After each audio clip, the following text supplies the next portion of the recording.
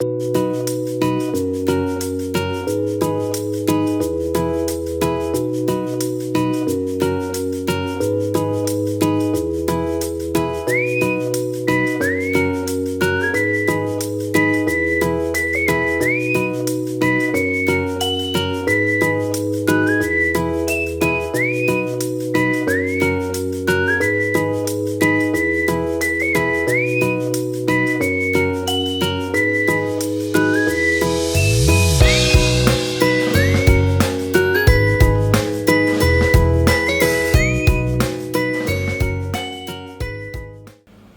dear learners, I am Shahida. Sreenarayana Guru open യൂണിവേഴ്സിറ്റിയിലെ BA Hindi first semester Hindi സാഹിത്യ ഇതിഹാസ് ആദികാൽ സെ രീതികാൽ തക് എന്ന ലേണിംഗ് മെറ്റീരിയൽസിലെ 4ാമത്തെ ബ്ലോക്കിലെ 2ാമത്തെ യൂണിറ്റാണ് നമ്മളിവിടെ ഡിസ്കസ് ചെയ്യാൻ പോകുന്നത്. ഈ യൂണിറ്റിൽ പറയുന്നത് സന്ത് കാവ്യ പരമ്പര, സന്ത് കവി और വിശേഷതായം, സന്ത് കാവ്യ പരമ്പരയെക്കുറിച്ചും സന്ത് കവികളുടെ വിശേഷതകളെ കുറിച്ചുമാണ് ഇതിൽ പറയുന്നത്. സന്ത് കാവ്യം എന്താന്ന് ഓർമ്മയില്ലേ? നിർഗുണ ഭക്തിധാരയിലെ 2 ശാഖകളാക്കി തിരിച്ചു, ഒന്ന് സന്ത് കാവ്യധാരയും ഒന്ന് ജ്ഞാനാശ്രയ ശാഖയും, ഒന്ന് പ്രേമാശ്രയും ഒന്ന് ജ്ഞാനാശ്രയ. ഈ ജ്ഞാനാശ്രയ ശാഖയാണ് സന്ത് കാവ്യ പരമ്പര എന്ന് പറയുന്നത്. സന്ത് കാവ്യ പരമ്പര സെ പരിചയ പ്രാപ്ത് കർത്താ ഹെ. സന്ത് കാവ്യധാര എന്ന് പറഞ്ഞാൽ എന്താണെന്ന്, ജ്ഞാനാശ്രയ ശാഖയാണെന്നുള്ളത് മൈൻഡിലേക്ക് ഓടിയെത്തണം. ഈ സന്ത് കാവ്യ പരമ്പര സെ പരിചയ പ്രാപ്ത് കർത്താ ഹെ, സന്ത് കാവ്യ പരമ്പര എന്താണെന്ന് പരിചയപ്പെടുത്തുന്നു.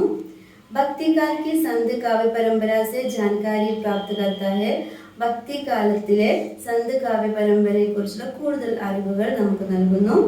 സന്ധ്യ കാവ്യ കെ കവി കെ ബാരെ മേ ജ്ഞാൻ പ്രാപ്ത് കർത്താ ഹെ. സന്ധ്യ കാവ്യത്തിലെ കവികളെ കുറിച്ചുള്ള അറിവ് നമുക്ക് പ്രദാനം ചെയ്യുന്നു. സന്ധ്യ കാവ്യ പരമ്പര की विशेषताओं से പരിചയ പ്രാപ്ത് കർത്താ. സന്ധ്യ കാവ്യ പരമ്പരയിലെ വിശേഷതകളെ നമുക്ക് പരിചയപ്പെടുത്തുന്നു. സന്ധ്യ കാവ്യ പരമ്പര में आध्यात्मिक विषयों की अभिव्यक्ति हुई है. സന്ധ്യ കാവ്യ പരമ്പരയിൽ ആധ്യാത്മികമായ വിഷയങ്ങളുടെ അഭിവ്യക്തി ആണ് ഉള്ളത്.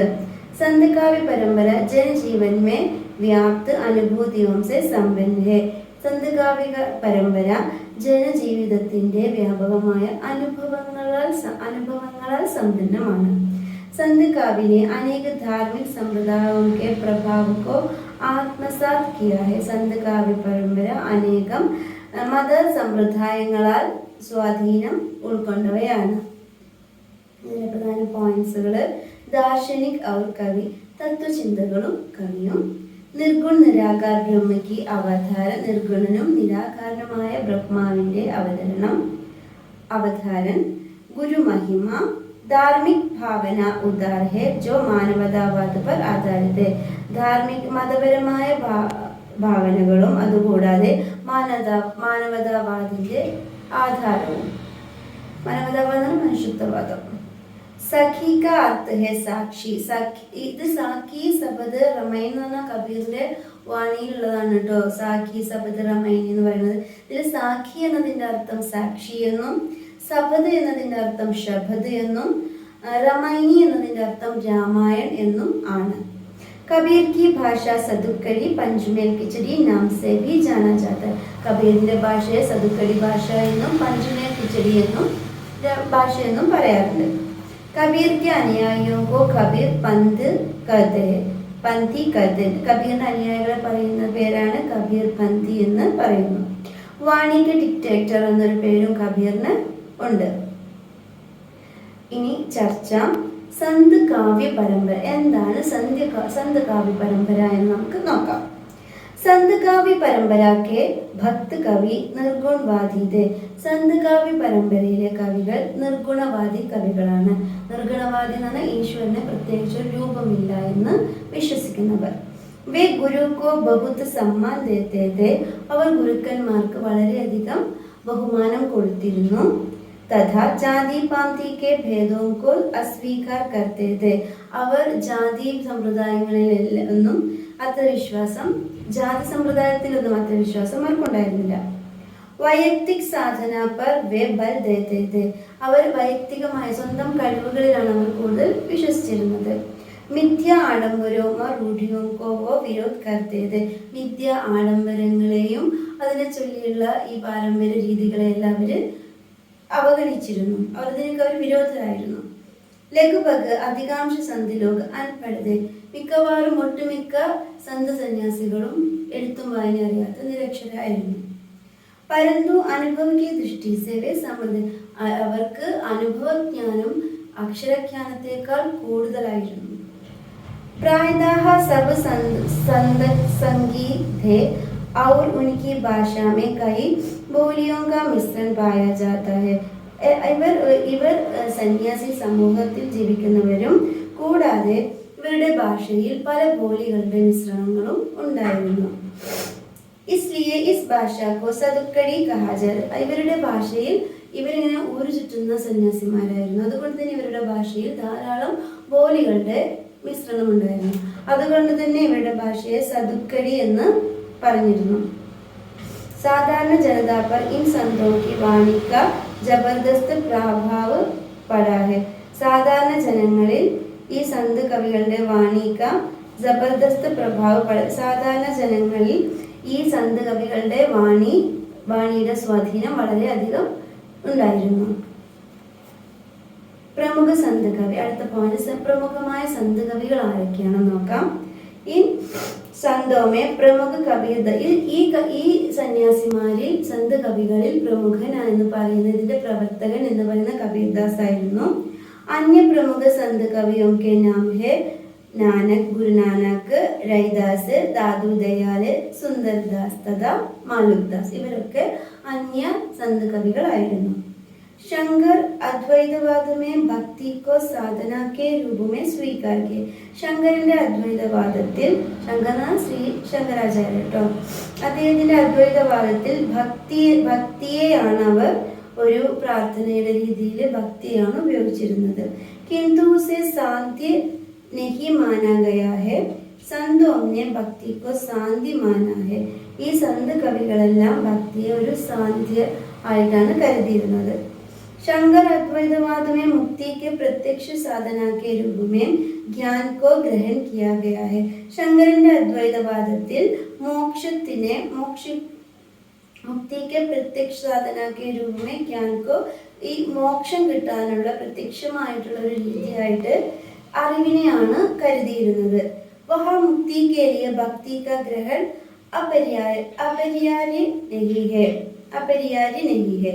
ഇവിടെ മുക്തിക്ക് വേണ്ടിയിട്ട് ഭക്തിയെ ഗ്രഹണം ചെയ്യുന്നത് അപര്യാപ്തമായിരുന്നു. വഹാ ഭക്തി കെ മഹത്വ കി സീമ പ്രതിപാദിത് ഹെ.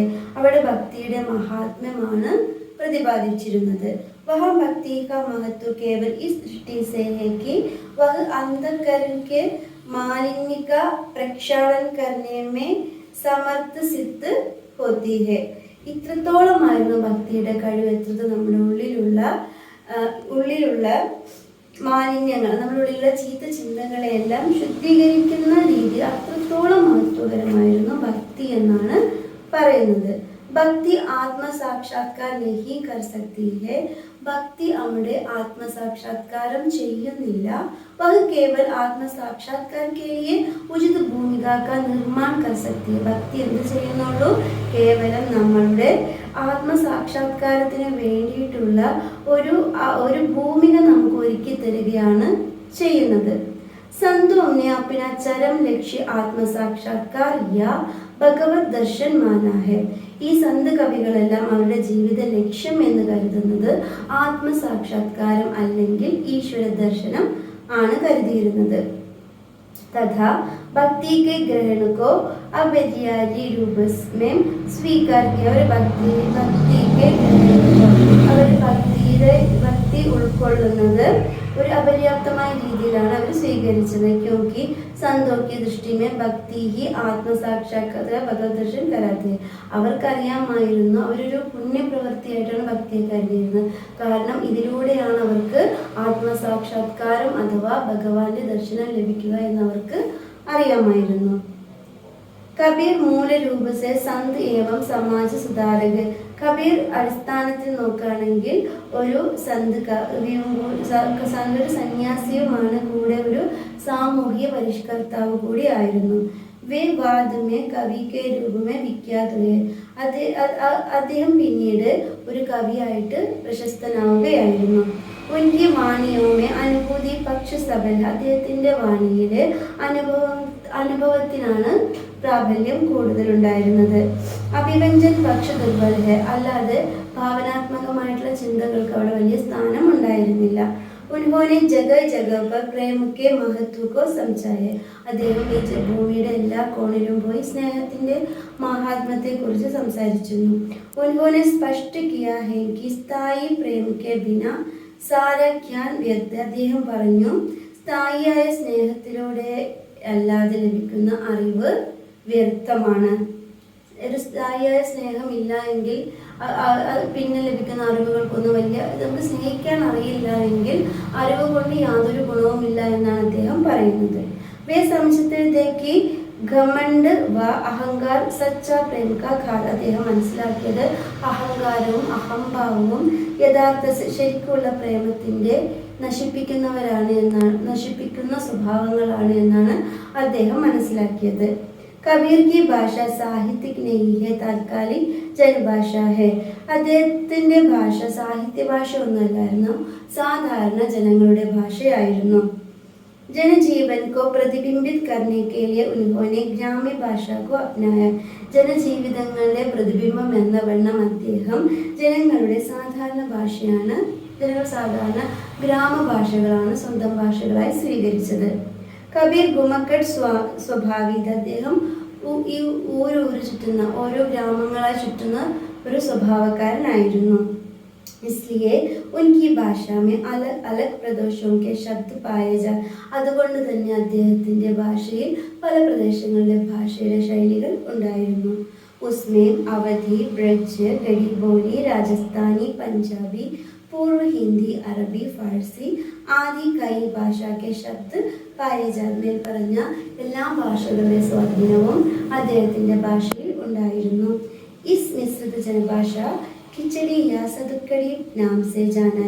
ഈ മിശ്രിത രൂപത്തിലുള്ള ഭാഷയെ കിച്ചടി ഭാഷ, പഞ്ചമേൽ കിച്ചടി എന്ന് പറയില്ലേ, കിച്ചടി ഭാഷ അഥവാ സതുക്കടി ഭാഷ എന്നാണ് അറിയപ്പെട്ടത്. കബീർ की भाषा को आचार्य रामचंद्र शुक्ल ने सदुक्कड़ी नाम से. ആചാര്യ രാമചന്ദ്ര ശുക്ലാണ് അദ്ദേഹത്തിന്റെ ഭാഷയ്ക്ക് സദുക്കടി എന്ന പേര് കൊടുത്തത്. പല സദുക്കടി നാം സെ ഖ്യാതി പായി ഹെ. ആ ഭാഷ തന്നെയാണ് പിന്നീട് കബീറിന്റെ ഭാഷയായ സദുക്കടി എന്ന പേരിൽ അറിയപ്പെട്ടത്. കബീറിനെ സാക്കി, ദോഹ और ചൗപ്പായി ശൈലിമേ രചന. അദ്ദേഹത്തിന്റെ പ്രധാനപ്പെട്ട അലങ്കാരങ്ങളായിരുന്നു ചന്തുകളായിരുന്നു സാക്കി, ദോഹ, ചൗപ്പായി. ഈ ചന്തുകളൊക്കെ അദ്ദേഹം യൂസ് ചെയ്തിരുന്നു. യമക്, രൂപക്, അനുപ്രാസ്, ഉപമ, ഉൽപ്രേക്ഷ, ശ്ലേഷ് ആദി अलंकारों का अच्छा प्रयोग उन्होंने किया. യമക്, രൂപക്, അനുപ്രാസ്, ഉപമ, ഉൽപ്രേക്ഷ, ശ്ലേഷ് തുടങ്ങിയ അലങ്കാരങ്ങളും അദ്ദേഹം ഉപയോഗിച്ചിരുന്നു. കബീർ की भाषा വർണ്ണനാത്മക, ചിത്രാത്മക, പ്രതീകാത്മക, ഭാവനാത്മക होती. കബീറിന്റെ ഭാഷ വർണ്ണനാത്മകമാണ്, ചിത്രാത്മകമാണ്, പ്രതീകാത്മകവും ഭാവനാത്മകവുമായിരുന്നു. ഭാഷ पर उसका अपरिमित अधिकार है. അദ്ദേഹത്തിന്റെ ഭാഷയിൽ പരിമിതമായ അധികാരമേ അദ്ദേഹത്തിന് ഉണ്ടായിരുന്നുള്ളൂ. इसलिए ഡോക്ടർ ഹസാരി അപരിമിത അധികാരം, അദ്ദേഹത്തിന്റെ ഭാഷയിൽ അദ്ദേഹത്തിന് അധികമായ ഒരു അധികാരം ഉണ്ടായിരുന്നു എന്നാണ്. ഇതുകൊണ്ട് തന്നെ ഹസാരി പ്രസാദ് ദ്വിജ് അദ്ദേഹത്തെ ഭാഷാക്ക ഡിക്റ്റേറ്റർ എന്ന് പറയുന്നത്, ഭാഷ കൈകാര്യം ചെയ്യാനുമുള്ള ഒരു കഴിവ് അദ്ദേഹത്തിന് ഉണ്ടായിരുന്നു. कबीर दास ने अपनी वाणियों में बार बार രാം ശബ്ദ का प्रयोग किया है. അദ്ദേഹത്തിന്റെ വാണികളിൽ അടിക്കടി രാം രാം എന്ന ശബ്ദം ഉപയോഗിച്ചിരുന്നു. किंतु उसका राम अयोध्या के नरपति दशरथ पुत्र श्री राम नहीं है, उनका राम निराकार परमात्मा है. പക്ഷെ അദ്ദേഹത്തിന്റെ രാമം ദശരഥ മഹാരാജാവിന്റെ പുത്രനായ സാക്ഷാത് ശ്രീരാമനായിരുന്നില്ല. അദ്ദേഹത്തിന്റെ രാമൻ രൂപമില്ലാത്ത പരമാത്മാവായ രാമായിരുന്നു. ഉൻകെ രാം കാ കോയി രൂപ് നഹീ ഹെ. അദ്ദേഹത്തിന്റെ രാമന് യാതൊരു രൂപവും ഉണ്ടായിരുന്നില്ല. കിന്തു വഹ് സർവശക്തിമാൻ തഥാ സർവവ്യാപി സഞ്ചാലകൻ. എങ്കിലും അദ്ദേഹത്തിന്റെ രാം സർവശക്തിമാനും എല്ലായിടത്തും വ്യാപിച്ചിരിക്കുന്നവനുമായിരുന്നു. കബീർ ദാസ് ने जाति और धर्म के नाम पर चलने वाले अंधविश्वासों अनाचारों एवं आडंबरों का विरोध किया है. കബീർദാസ് ജാതിയുടെയും മതത്തിന്റെയും പേരിലുള്ള അന്ധവിശ്വാസങ്ങളെയും അനാചാരങ്ങളെയും ആഡംബരങ്ങൾക്കും എതിരായിരുന്നു. जब तब वे बुराई देखते हैं तब वे निर्भय निडर ഏവം സാഹസി ബഞ്ചായ. എപ്പോഴൊക്കെയാണ് അദ്ദേഹം ചീത്ത കാര്യങ്ങൾ കണ്ടിരുന്നത് അപ്പോഴെല്ലാം അദ്ദേഹം യാതൊരു പേടിയുമില്ലാതെ ഒരു സാഹസിയുടെ രൂപത്തിൽ നമുക്ക് കാണപ്പെട്ടിരുന്നു. कबीर मानव स्नेही होने के नाते मनुष्य को धर्म व जाति के आधार पर कभी नहीं बांटा है. कबीर മാനവ സ്നേഹി ഹോനേക്കെ മനുഷ്യ സ്നേഹി എന്നല്ലാതെ മനുഷ്യക്ക് ധർമ്മ ജാതി എന്നതിന്റെ പേരിൽ അദ്ദേഹം ഒരിക്കലും വേർതിരിച്ചിട്ട് ഇല്ലായിരുന്നു. കബീർ മാനവതാവാദി ബുദ്ധിമാൻ വിചാരക് ഔർ ദാർശനിക് സന്ത്. കബീർ ദാസ് നല്ലൊരു മനുഷ്യ സ്നേഹിയും ബുദ്ധിയുള്ള ഒരു വിമർശകനും ഒരു തത്വചിന്തകനായ സന്യാസിയുമായിരുന്നു. വേ മനുഷ്യക്കോ മനുഷ്യക്കെ രൂപമേ ദേഖത്തെ. അദ്ദേഹം മനുഷ്യനെ മനുഷ്യനായി തന്നെ കണ്ടിരുന്നു. വേ സ്ത്രീ और पुरुष के रूप में केवल दो ही जाति को मानते. അദ്ദേഹം സ്ത്രീ പുരുഷൻ എന്ന രണ്ട് ജാതികളെ മാത്രമേ ഉള്ളൂ എന്നാണ് വിശ്വസിച്ചിരുന്നത്. ഉനकी राय में बाकी सब जाति മനുഷ്യനിർമ്മിത. അദ്ദേഹത്തിന്റെ അഭിപ്രായത്തിൽ ബാക്കിയുള്ള എല്ലാ ജാതികളും മനുഷ്യനിർമ്മിതമാണ്. മനുഷ്യനിർമ്മിത ധർമ്മ വ ജാതി കോ കബീർ നഹി മാനത്തെ थे. മനുഷ്യനിർമ്മിതമായ ഒരു ജാതിയെയും കബീർ ഒരിക്കലും മാനിച്ചിരുന്നില്ല. वे ऐसे समाज की स्थापना करना चाहते थे जिसमें ऊंच नीच तथा अमीर गरीब भेदभाव न हो, ബ്രാഹ്മൺ ശൂദ്ര ഭേദ भी नहीं हो. അദ്ദേഹം ഇങ്ങനെയുള്ളൊരു സമൂഹത്തെയാണ് ആഗ്രഹിച്ചിരുന്നത്. അവിടെ ഉച്ച നീചത്വങ്ങൾ ഉണ്ടാവാൻ പാടില്ല, പണക്കാരനും പാവപ്പെട്ടനും എന്ന ഭേദം ഉണ്ടാവാൻ പാടില്ല, ബ്രാഹ്മണനും ശൂദ്രനും എന്നൊരു ഭേദവും അവിടെ ഉണ്ടാവാൻ പാടില്ല. അങ്ങനെ ഒരു സമൂഹത്തെയാണ് അദ്ദേഹം ആഗ്രഹിച്ചിരുന്നത്. किंतु वे ब्रह्मा को किसी रूप व आकृति में नहीं स्वीकार करते. അദ്ദേഹം ബ്രഹ്മ അഥവാ ദൈവത്തെ ഏതൊരു രൂപത്തിലും ഉൾക്കൊള്ളാൻ തയ്യാറായിരുന്നില്ല. उनकी परमात्मा निराकार व रूपहीन है जो സർവത്ര വ്യാപ്ത और സർവശക്തിമാൻ. അദ്ദേഹത്തിന് ദൈവം എന്ന് പറയുന്നത് നിരാകാരനും രൂപഹീനനുമായിരുന്നു, കൂടാതെ എല്ലായിടത്തും വ്യാപിച്ചിരിക്കുന്ന സർവശക്തനുമായിരുന്നു. कबीर सच्चे मन से परमात्मा का नाम स्मरण करना ही ശ്രേഷ്ഠ ഭക്തി മാനത്തെ हैं. അദ്ദേഹം നമ്മുടെ സത്യസന്ധമായ മനസ്സുകൊണ്ട് പരമാത്മാവിന്റെ പേര് സ്മരിക്കുന്നത് പോലും ശ്രേഷ്ഠമായ ഭക്തിയായിട്ടാണ് കരുതിയിരുന്നത്. ഉൻഹോനെ ജപ് തപ് മാല ജപ്ന ശരീർ पर भस्म लगाना व्रत रखना तीर्थयात्रा करना आदि को ബാഹ്യ ആഡംബരങ്ങൾക്ക് വിരോധ കിയാ ഹെ. അദ്ദേഹം ജപങ്ങളും തപങ്ങളും ജപമാല ചെയ്യുന്നതും ദേഹത്ത് ഭസ്മം പൂശുന്നതും തീർത്ഥയാത്രകൾ നടത്തുന്നതിനൊക്കെ ബാഹ്യ ആഡംബരങ്ങളായിട്ടാണ് കരുതിയിരുന്നത്. കബീറിനെ അപ്പിനി കവിതക്കോ സമാജ സുധാർ കാ മാധ്യം ബനായ. കബീർ അദ്ദേഹത്തിന്റെ കവിതകളെ സാമൂഹ്യ പരിഷ്കാരത്തിന് വേണ്ടിയിട്ടുള്ള മാധ്യമമായിട്ടാണ് കരുതിയിരുന്നത്. സാമാജിക് പുനർനിർമ്മാൺ ഉൻകാ ലക്ഷ്യ രഹാത. സമൂഹത്തിന്റെ പുനർനിർമ്മാണത്തെയാണ് അദ്ദേഹം ലക്ഷ്യമായി കരുതിയിരുന്നത്. വേ അപ്പിനെ കലം കോ തൽവാർ और स्याही को गोली समझते. അദ്ദേഹത്തിന്റെ പേനയെ വാളായിട്ടും അദ്ദേഹത്തിന്റെ എഴുത്തിനെ ബുള്ളറ്റുകളായിട്ടുമാണ് കരുതിയിരുന്നത്. അതിലുള്ള ബുള്ളറ്റുകളുമായിട്ടാണ് കരുതിയിരുന്നത്. कबीर की दृष्टि से विषय वासना या मोह माया परमात्मा की प्राप्ति को मार्ग की सबसे बड़ी बाधा है. കബീറിന്റെ അഭിപ്രായത്തിൽ വിഷയവാസന ഒരു വിഷയത്തിലുമുള്ള അറിവ് അഥവാ മോഹമായ ഓരോന്നിനോടുള്ള മോഹങ്ങളൊക്കെ നമ്മളെ പരമാത്മാവിലേക്ക് എത്തിക്കുന്നതിലുള്ള മാർഗ തടസ്സങ്ങളായിട്ടാണ് കരുതിയിരുന്നത്. വേ ഭൗതിക സുഖക്കോ മായാജ സമസ്തേത്. അദ്ദേഹം ഭൗതിക സുഖത്തെ മായാജാലമായിട്ടാണ് കരുതിയിരുന്നത്. വേ സ്വയം മോഹമായ ചോദ. അദ്ദേഹം സ്വയം ഈ മായയുടെ വലയത്തിൽ നിന്നും രക്ഷപ്പെട്ടിരുന്നു. ദൂസരോങ്കോ ഐസി മോഹമായ ചോടിനേക്ക് ആഹ്വാൻ ബി കഹി ബാർ പ്രകട. മറ്റുള്ളവരോടും ഈ മോഹവലയങ്ങളിൽ നിന്ന് രക്ഷപ്പെടാൻ വേണ്ടി ആഹ്വാനം ചെയ്തിരുന്നു. नारी के प्रति कबीर का मनोभाव उदार है किंतु उनके उस दृष्टिकोण को व्यापक कहना उचित नहीं. സ്ത്രീകളെ കുറിച്ചുള്ള അദ്ദേഹത്തിന്റെ മനോഭാവം വളരെ വ്യത്യസ്തമായിരുന്നു. എങ്കിലും അദ്ദേഹത്തിന്റെ കാഴ്ചപ്പാടിൽ ഉनके उस दृष्टिकोण को व्यापक करना उचित. എങ്കിലും അദ്ദേഹം ആ ഒരു ദൃഷ്ടികോണ് വ്യാപിപ്പിക്കാൻ ശ്രമിച്ചിരുന്നില്ല.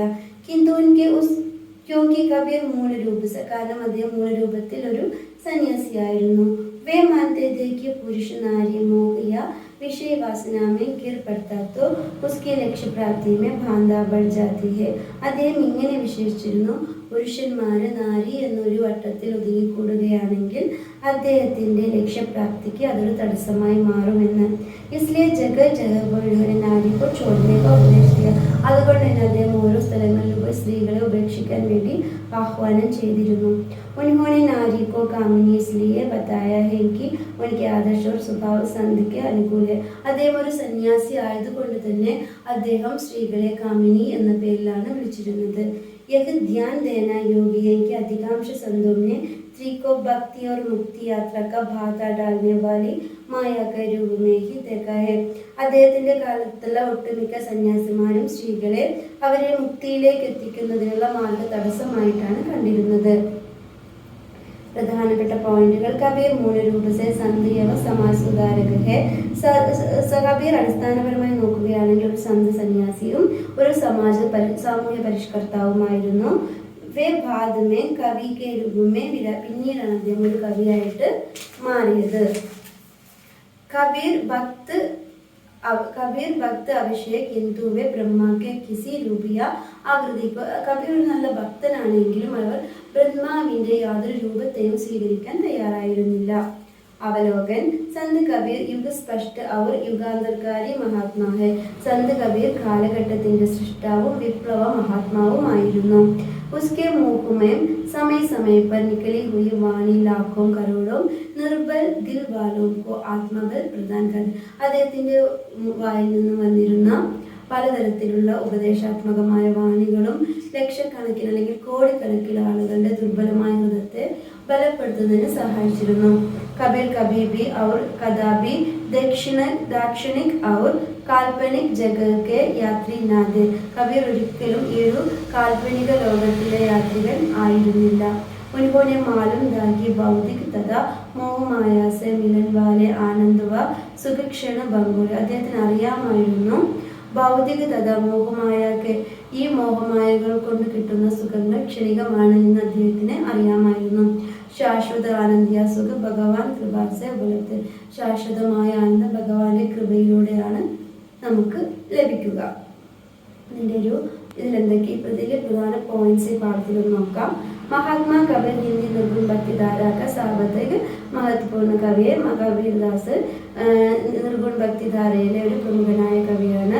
यह काल उत्तर भारत से सामाजिक सांस्कृतिक आर्थिक एवं राजनीतिक अधपतन का ഈ കാലഘട്ടം എന്ന് പറയുന്ന ഭാരതത്തിന്റെ സാമൂഹികവും സാംസ്കാരികവും സാമ്പത്തികവും രാഷ്ട്രീയവുമായ അധപതനത്തിന്റെ കാലമായിരുന്നു. തത്കാലീൻ രാജനീതിക് വാതാവൻ പൂർണ്ണരൂപമേ സംഘർഷപൂർണ്ണ രഹ. അന്നുണ്ടായിരുന്ന രാഷ്ട്രീയത എന്ന് പറയുന്നത് സംഘർഷപൂർണമായിരുന്നു.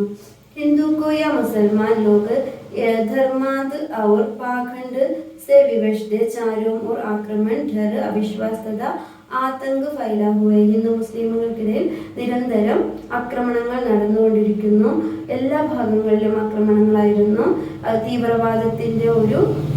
തീവ്രവാദത്തിന്റെ പോലുള്ളൊരു പരസ്പരാക്രമണങ്ങളാണ് ഉണ്ടായിരുന്നത്.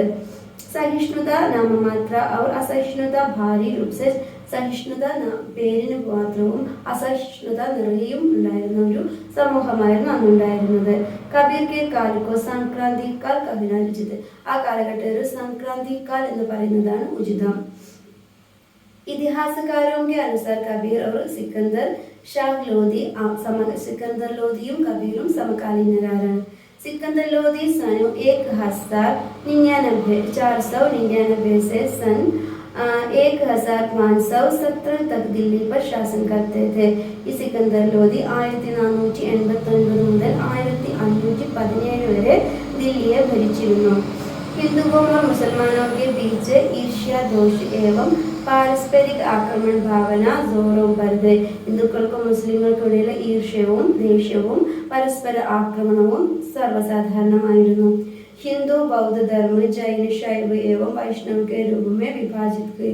ഹിന്ദുക്കൾ ബുദ്ധരെന്നും ജൈനരെന്നും ശൈവരെന്നും വൈഷ്ണവരെന്നും പല വിഭാഗങ്ങളായി തിരിച്ചിരുന്നു. धार्मिक नेता ही नहीं, अनुयायी भी पारस्परिक झगड़ों में लगवादे. ധാർമ്മിക നേതാക്കൾ മതപരമായ നേതാക്കൾ മാത്രമല്ല അവരുടെ അനുയായികളും പരസ്പരം തർക്കങ്ങളിൽ ഏർപ്പെട്ടിരുന്നു. ऐसे अनधिकृत संघर्षों का समय अंधकारपूर्ण समाज की ओर एक ध्रुव तारा के समान कबीर अवतरित हुई है. ഈ സംഘർഷഭരിതമായ സമൂഹത്തില് അന്ധകാരപൂർണമായ സമൂഹത്തിലും ഒരു ധ്രുവ നക്ഷത്രത്തെ പോലെയാണ് കബീർദാസ് അവതരിച്ചത്. ഈ പാഠത്തിൽ മുഴുവൻ നമ്മുടെ കബീർദാസിനെ കുറിച്ചാണ് പറഞ്ഞിരിക്കുന്നത്. വളരെ മനോഹരമായ രസ കബീർദാസിനെ കുറിച്ച് ചോദിച്ചാൽ നമുക്ക് എഴുതാവുന്ന രീതിയിൽ വളരെ നല്ല രീതിയിലാണ് ഇതിൽ കബീർദാസിനെ കുറിച്ച് പറഞ്ഞിരിക്കുന്നത്. പിന്നീട് ഇതിൻ്റെ പ്രധാനപ്പെട്ട ക്വസ്റ്റ്യൻസ് തന്നെ കബീർദാസ് കാ ജീവൻ പര, കബീറിന്റെ ജീവിതം പരിചയപ്പെടുത്തുക. കബീർ ജ്ഞാനമാർഗി ശാഖ കാ സർവോച്ച കവി, കബീർ ജ്ഞാനമാർഗി ശാഖയിലെ സർവോച്ച കവിയാണ്. വിശദീകരിക്കാൻ കബീർ മേ സമർപ്പൺ കി ഭാവന അപരിമിത, കബീറിൽ സമർപ്പണ ഭാവന അപരിമിതമാണ്. ഇതിനെക്കുറിച്ചൊക്കെ എഴുതാനാണ് പറഞ്ഞിരിക്കുന്നത്. അതുകൊണ്ട് ഈ പാഠം നന്നായി വായിക്കുക, നന്നായി മനസ്സിലാക്കുക, നല്ല മാർക്ക് സ്കോർ ചെയ്യുക. ഇത്രയും പറഞ്ഞു നന്നായി പഠിക്കുക. Okay, thank you.